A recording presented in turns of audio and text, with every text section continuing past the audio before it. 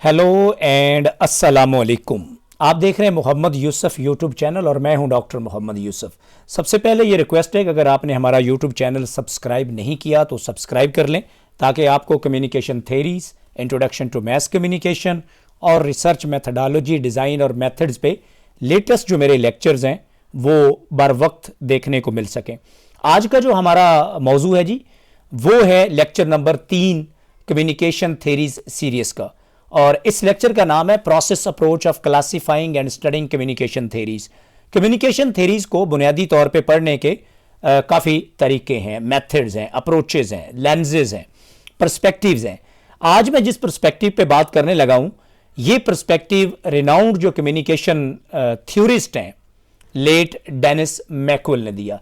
Dennis मैकवेल जो है वो 1935 को पैदा हुए और 2017 को फौत हुए। Dennis McQuail was one of the leading communication theorist जिन्होंने कम्युनिकेशन थ्योरी को बहुत सादा लफ्ज़ों में कंप्रीहेंसिवली, लॉजिकली उसकी वजाहत की। और अगर आप देखें कि कम्युनिकेशन थ्योरी जो है, मेरी जो लेक्चर नंबर 1 था जिसमें मैंने कम्युनिकेशन थ्योरीज को डिफाइन किया था, तो हमने वहाँ पे कहा था कि communication theory is a set और a systematic set of ideas that help make sense of the phenomena, यानी किसी confusion में clarity लाती है, किसी phenomena को understand करने में, simplify करने में communication theory हमारी मदद करती है। और it can also guide action, it can predict consequences। तो in this lecture I will explain the scheme of this book। तो ये बुक जो है, जो डेनिस मैकवेल की बुक है और इसका जो 8वां एडिशन है वो इन प्रोसेस है, और इस बुक का नाम है मैकवेल्स कम्युनिकेशन थ्योरी। पहले ये मैस कम्युनिकेशन थ्योरी थी, फिर डेनिस मैकवेल ने इसका नाम चेंज किया और इसका नाम रखा मैकवेल्स कम्युनिकेशन थ्योरी। मैं इस किताब के बारे में आपको बताना चाहता हूँ कि अगर आप कम्युनिकेशन थ्योरी का कोर्स ले रहे हैं, कम्युनिकेशन थ्योरी के स्टूडेंट हैं, या if you are interested to learn more about communication theories, तो इस किताब को अगर पढ़ना चाहते हैं तो ये किताब कैसे ऑर्गेनाइज की गई है, इस किताब की स्कीम क्या है, और इस किताब को अगर आप इंस्ट्रक्टर हैं, प्रोफेसर हैं, पढ़ाना चाहते हैं क्लासरूम के अंदर, तो आप इसको कैसे यूज़ कर सकते हैं, कैसे पढ़ा सकते हैं। तो आज का लेक्चर बुनियादी तौर पे शुरुआत है उन लेक्चर्स की जिसमें हम आपको बता रहे हैं कि कम्युनिकेशन थ्योरीज को बजाय कि आप एक एक करके याद करें, उनके नाम याद करें, जैसे कि मेरे लेक्चर नंबर 2 में मैंने आपको बताया और 1 में भी बताया कि लिटिल जॉन और उनके जो कोलीग हैं उनके मुताबिक कम्युनिकेशन थ्योरीज की तकरीबन 300 काइंड्स हैं। तो आप अगर स्टूडेंट हैं तो इतनी थ्योरीज को याद करना शायद आपके लिए आसान नहीं है। इसलिए इन थ्योरीज को किसी सिस्टम के तहत, किसी ऑर्गेनाइजेशन के तहत स्टडी किया जाए तो that will make a more sense और उसको ज़्यादा अंडरस्टैंडेबल बनाया जा सकता है। ये जी डेनिस मैकवेल हैं, मैंने कहा आपको इनकी तस्वीर भी दिखाते हैं ताकि you can conceptualize and you can visualize the mind, the theorist who was behind this classification or this book। Actually McQuail's communication theory की जो किताब है वो लेज़वेल मॉडल ऑफ कम्युनिकेशन पे लिखी गई है। लेज़वेल मॉडल ऑफ कम्युनिकेशन आपने अगर कोर्स जो है इंट्रोडक्शन टू मैस कम्युनिकेशन पढ़ा है तो उसमें 2 मॉडल हैं जो बहुत इंपॉर्टेंट है। वैसे तो बेशुमार मॉडल्स हैं, लेकिन अगर हम लीनियर मॉडल्स की बात करें तो उसमें 2 मॉडल्स हैं। एक SMCR मॉडल है और दूसरा लेज़वेल्स मॉडल है। लेज़वेल जो था ये पॉलिटिकल साइंटिस्ट था, इसका बहुत बड़ा कंट्रीब्यूशन है कम्युनिकेशन के अंदर। लेज़वेल मॉडल जो है वो इन कंपोनेंट्स पे 5 पे मुश्तमिल है। हु यानी सेंडर, जिसको सोर्स भी कहते हैं हम, says what message, channel, medium, to whom, receiver या ऑडियंस भी से कहते हैं, और विद व्हाट इफेक्ट्स को हम फीडबैक कहते हैं। तो बुनियादी तौर पे लेज़वेल मॉडल जो है वो इन कंपोनेंट पे मुश्तमिल है, और मैकवेल्स कम्युनिकेशन थ्योरी की जो किताब है वो इसी मॉडल को सामने रख के लिखी गई है। और ये मैं आज आपको वजाहत करूंगा ताकि आइंदा जब भी आप इस किताब को पढ़ें तो आपको ये अंडरस्टैंडिंग हो कि हु वाले चैप्टर कौन से हैं, से व्हाट वाले चैप्टर कौन से हैं, चैनल वाले चैप्टर कौन से हैं, टू होम वाले चैप्टर्स कौन से हैं, एंड विद व्हाट इफेक्ट वाले चैप्टर्स कौन से हैं। दूसरे लफ्जों में सेंडर वाले चैप्टर्स कौन से हैं, मैसेज कंस्ट्रक्शन के चैप्टर्स कौन से हैं, मीडिया या मीडियम वाले चैप्टर्स कौन से हैं, रिसीवर या ऑडियंस वाले चैप्टर्स कौन से हैं, और मीडिया इफेक्ट्स और फिर उसका फीडबैक जो है वो वाले चैप्टर्स कौन से हैं। चलिए जी शुरू करते हैं इस किताब को। तो मैकवेल्स कम्युनिकेशन थ्योरी की जो किताब है इसके टोटल जो है ये 20 चैप्टर्स हैं। ये सेमिनल बुक है जो 20 चैप्टर्स पे मुश्तमिल है और ये जो 20 चैप्टर्स हैं ये 8 पार्ट्स में तकसीम है, यानी बुक के 8 पार्ट्स हैं जिसके अंदर 20 चैप्टर जो हैं उनको ऑर्गेनाइज किया गया है। In cutting a long story short, the first 3 parts of the book, यानी अगर हम बुक के पहले 3 पार्ट्स जिनमें 10 चैप्टर्स आते हैं, यानी जो पहला पार्ट है उसके अंदर 2 चैप्टर आते हैं, जो दूसरा पार्ट है उसके अंदर 5 चैप्टर्स आते हैं और फिर जो तीसरा पार्ट है उसके अंदर 3 चैप्टर आते हैं। तो 5 3 8 और पहले वाले 2 डाल के 10। ये जो 10 चैप्टर्स हैं they briefly place media in a historical context and review the context along with the concepts and theories of mass communication and their relationship with the society, culture, even the economic system and even the accountability mechanisms and also ये जो 10 chapters हैं इनके अंदर normative theories जो हैं वो भी cover हैं। तो बुनियादी तौर पे मैकवेल की किताब के जो पहले 3 पार्ट्स हैं और जिनके अंदर 10 चैप्टर्स मौजूद हैं वो इंट्रोडक्शन है। बुनियादी तौर पे मीडिया से इंट्रोडक्शन है कि बुक का इंट्रोडक्शन क्या है, राइज ऑफ मास मीडिया दूसरा चैप्टर है, concept and model of mass communication ये तीसरा चैप्टर है, पार्ट 2 का पहला चैप्टर है, यानी पार्ट 2 का जो दूसरा चैप्टर है और टोटल वो 4th चैप्टर होगा वह theory of media and society है, 5वां chapter mass communication and culture है, 6वां chapter news media and new theory है, 7वां chapter normative theories and media and society है और फिर पार्ट 3 शुरू होता है, उसमें 8वां chapter media structure and performance principle and accountability है और फिर पार्ट 3 में जो चैप्टर नंबर 9 है वो मीडिया इकोनॉमिक्स एंड गवर्नेंस है कि मीडिया की इकोनॉमिक्स कहाँ से आती है, who control the media, and then chapter number 10 है पार्ट 3 का last chapter global mass communication. तो बुनियादी तौर पे जो पहले 10 चैप्टर्स हैं जो पहले 3 पार्ट्स पे किताब के मुश्तमिल हैं वो बुनियादी तौर पे मीडिया के इंट्रोडक्शन, उसके इश्यूज, उसकी economy, new theory, arise of media, in issues पे बात करते हैं। और रेस्ट ऑफ द बुक जो है पार्ट जो शुरू होती है 4 से वो फॉलो करती है लेज़वेल मॉडल को, ये वाला who says what, to whom with what effect and with what feedback. तो बुनियादी तौर पे इसको अब हम देखते हैं, यानी पहले 10 चैप्टर्स के बाद अब लेज़वेल मॉडल की कंपोजिशन शुरू हो रही है और इस जो क्लासिफिकेशन है, इस जो ऑर्गेनाइजेशन है कम्युनिकेशन थ्योरी की, इसको हम प्रोसेस अप्रोच कहते हैं। तो पार्ट नंबर 4 जो है जी, part number 4 briefly reviews media organisations, मतलब हु, कंटेंट प्रोड्यूसर्स। बुनियादी तौर पे मीडिया ऑर्गेनाइजेशंस क्या है, कंटेंट प्रोड्यूसर्स है ना, मीडिया कंटेंट प्रोड्यूस करता है, जो कंटेंट मैं और आप यूज करते हैं वो मीडिया प्रोड्यूस करता है।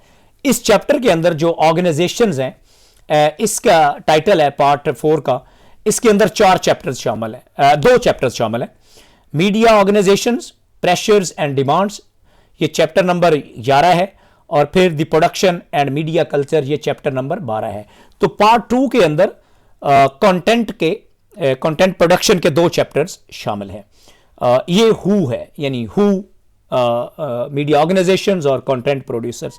फिर जो पार्ट 5 है बुनियादी तौर पे ये सेज व्हाट है, दूसरे लफ्जों में व्हाट इज एक्चुअली प्रोड्यूस्ड, और आसानी की खातर अगर मैं कहूं तो मैसेज क्या है, एक्चुअली प्रोड्यूस क्या किया जाता है। तो पार्ट 5 जो है इसके अंदर भी 2 चैप्टर्स हैं और ये दोनों चैप्टर्स इस पे बात करते हैं कि बुनियादी तौर पे कंटेंट क्या प्रोड्यूस हुआ है और उस कंटेंट की नेचर क्या है। तो इसके अंदर मीडिया कंटेंट इश्यूज हैं, concept and methods of analysis हैं और ये चैप्टर नंबर 13 है। और फिर चैप्टर नंबर 14 जो है वो है मीडिया जॉनरेज एंड टेक्स्ट, यानी कौन कौन सा कंटेंट, न्यूज का कंटेंट है, टॉक शोज का कंटेंट है, एंटरटेनमेंट का कंटेंट है, स्पोर्ट्स का कंटेंट है, रिलीजियस कंटेंट है। तो जॉनरेज की बात हुई है, ठीक हो गया जी। तो इसका मतलब हो गया कि जो ये वाला पार्ट है, पार्ट 5 जो है, ये मैसेज कंस्ट्रक्शन क्या है उसके बारे में बात करता है या मैसेज प्रोडक्शन की बात करता है। पार्ट 6 जो है वो ऑडियंस की बात करता है, to whom actually the consumers of the content produced by the media organizations।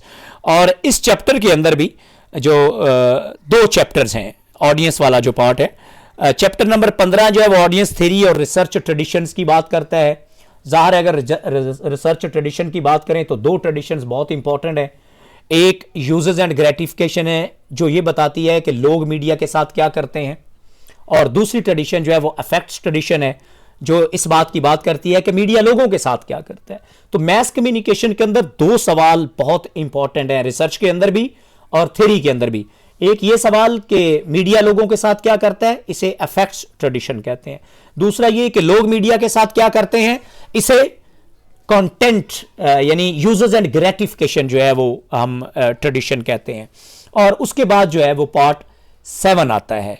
Part 7 के अंदर जो है वो 3 चैप्टर्स हैं और ये इफेक्ट्स है बुनियादी तौर पे। With what effects, effects on the audience, यानी जो कंटेंट प्रोड्यूस करता है मीडिया का, उसका लोगों पे असर या असरात क्या होते हैं। और इस पार्ट 7 के अंदर हमारे पास 3 चैप्टर्स हैं। चैप्टर नंबर 17 जो है वो processes and models of media effects की बात करता है। ज़ाहिर है उसके अंदर मैजिक बुलेट थ्योरी होगी, लिमिटेड इफेक्ट मॉडल होगा, और फिर रिवाइवल है मॉडल्स की, इसके अंदर ये मॉडल्स आएंगे। फिर जो चैप्टर नंबर 18 है वो सोशल कल्चरल इफेक्ट्स हैं, यानी ये कल्चरल क्रिटिकल थ्योरीज की बात करेगा डेफिनेटली।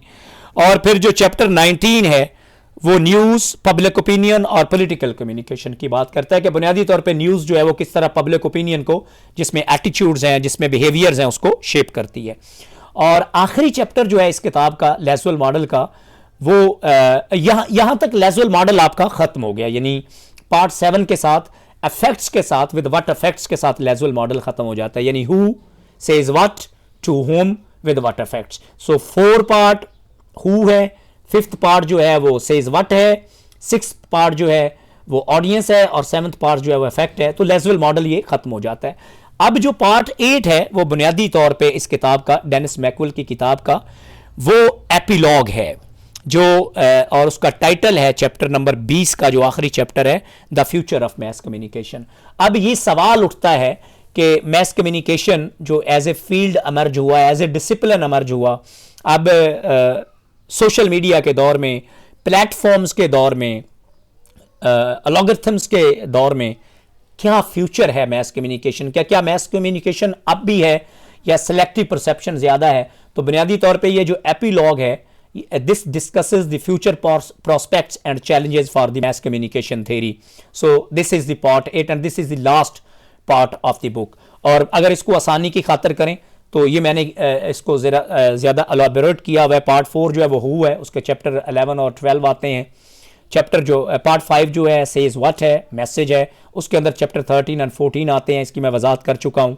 पार्ट 6 जो है टू होम, उसमें चैप्टर 15 एंड 16 आते हैं, ऑडियंस एनालिसिस है। ये इंपॉर्टेंट चीज़ है कि ये वाले जो चैप्टर 15 एंड 16 है ये ऑडियंस एनालिसिस की बात करते हैं। और जो पार्ट 5 है वो मैसेज या कंटेंट एनालिसिस की, 2 चैप्टर 13 और 14 जो है वो मैसेज और कंटेंट एनालिसिस की बात करते हैं। और जो पार्ट 4 है वो ऑर्गेनाइजेशन यानी कंट्रोल एनालिसिस स्टडीज है, जिनमें मीडिया जो ऑर्गेनाइजेशंस हैं उनका एनालिसिस शामिल है। तो अगर आप रिसर्च के पर्सपेक्टिव से देखेंगे तो चैप्टर 11 और 12 जो हैं वो कंट्रोल एनालिसिस की स्टडीज़ होंगी। चैप्टर जो 13 और 14 हैं वो कंटेंट एनालिसिस की स्टडीज़ होंगी। और चैप्टर नंबर 15 और 16 जो हैं वो ऑडियंस एनालिसिस हैं, यानी ऑडियंस का प्रोफाइल्स क्या होंगे। और जो पार्ट 7 है जिसमें 3 चैप्टर्स हैं, 17, 18, 19, ये इफेक्ट स्टडीज़ हैं, जिनमें मीडिया का जो कंटेंट है उसके इफेक्ट्स क्या हैं, ये वो वाली स्टडीज़ हैं। और लास्ट वाला चैप्टर जो है पार्ट 8 जिसको मैंने कहा है एपिलॉग, वो है चैप्टर 20 है कि future of mass communication theory क्या है। और ये वो किताब है जी डेनिस मैकवेल की, मैकवेल्स मैस कम्युनिकेशन थ्योरी, सेज से पब्लिश हुई है और 2010 में इसका लेटेस्ट एडिशन आया है। ये वो किताब है जिसकी मैंने आपको ऑर्गेनाइजेशन, जिसका मैंने आपको एक्सप्लेनेशन बताई है। और ये one of the seminal book है कम्युनिकेशन थ्योरी को स्टडी करने की, जो हमें बताती है कि अगर हम कम्युनिकेशन थ्योरी को सिस्टमेटिकली ऑर्गेनाइजेशन के साथ पढ़ना चाहते हैं, स्टडी करना चाहते हैं, क्लासीफाई करना चाहते हैं, तो फिर लेजुअल मॉडल जो एक बेहतरीन और सिंप्लीफाइड मॉडल है, वो बेहतरीन मॉडल है कम्युनिकेशन थ्योरी को स्टडी करने के लिए। मुझे उम्मीद है कि आपको इस लेक्चर के बाद जो प्रोसेस अप्रोच ऑफ कम्युनिकेशन है, जो फॉलो करती है लेजुअल मॉडल ऑफ कम्युनिकेशन को, और जिसको प्रेजेंट किया डेनिस मैकवेल ने, उसकी समझ आ गई होगी। लेकिन अगर आपका कोई पॉइंट हो, कोई सवाल हो, कोई क्वेरी हो, कोई इशू हो, तो come down to the comments box. I would love to answer each and every query, point, question and confusion. उम्मीद है आप अगर आपको लेक्चर पसंद आएगा तो आप हमारे चैनल को सब्सक्राइब करेंगे, लाइक करेंगे, कमेंट करेंगे और दूसरों के साथ शेयर भी करेंगे, ताकि एक जो इनलाइटनिंग कम्युनिटी का तस्वुर है वो हम एक दूसरे से आगे फैला सकें और हम एक ऐसी कम्युनिटी की तश्कील कर सकें जहां हम एक दूसरे से एग्री कर सकें, डिसएग्री कर सकें और एग्री टू डिसएग्री कर सकें।